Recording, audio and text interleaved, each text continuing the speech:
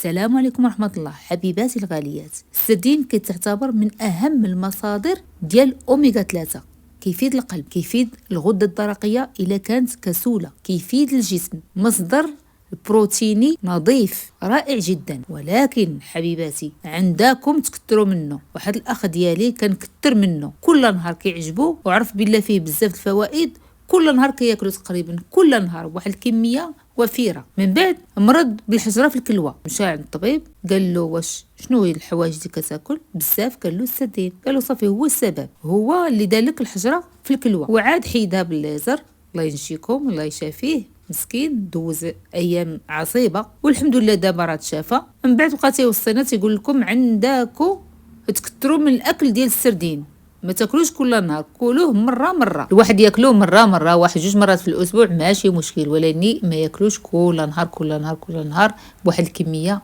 كبيره، راه صعيب شويه على الصحه كما قلت لكم. تنتمنى لكم الصحه والهنا وراحه البال. ما بقى لي نقول لكم، خليت لكم الراحه وبسلامه عليكم.